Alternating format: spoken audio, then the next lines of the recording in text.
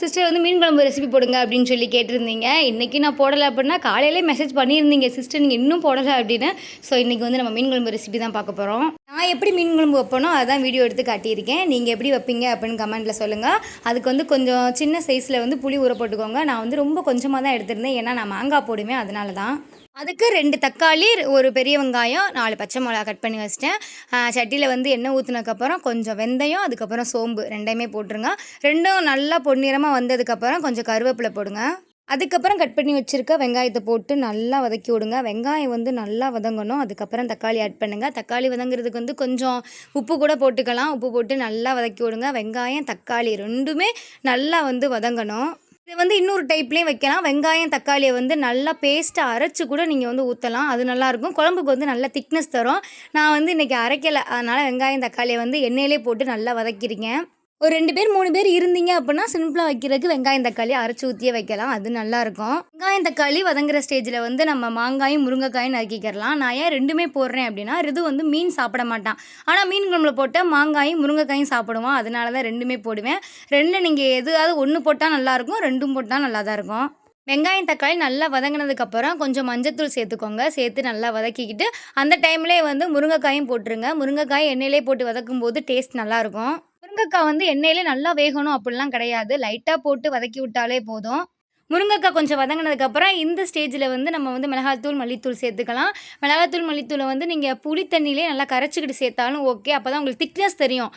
இல்லை அப்படின்னா நீங்கள் வந்து இந்த எண்ணெய் கொஞ்சம் அதிகமாக ஊற்றிருந்தீங்க அப்படின்னா எண்ணெயிலே போட்டு வதக்கிக்கலாம்.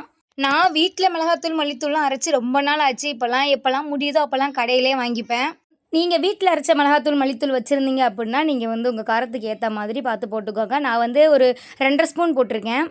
மசாலா தூள்லாம் போட்டதுக்கப்புறம் ரொம்ப நேரம்லாம் எண்ணெயில் வதக்கக்கூடாது. சீக்கிரம் கருகிரும். லைட்டாக மட்டும் அப்படி இப்படி பிரட்டி விட்டுட்டு நீங்கள் அந்த டைமில் வந்து புளி தண்ணி ஊற்றிக்கோங்க. எனக்கு மீன் குழம்புல வந்து புளி கொஞ்சம் கூட இருக்கணும், அப்போ தான் பிடிக்கும்.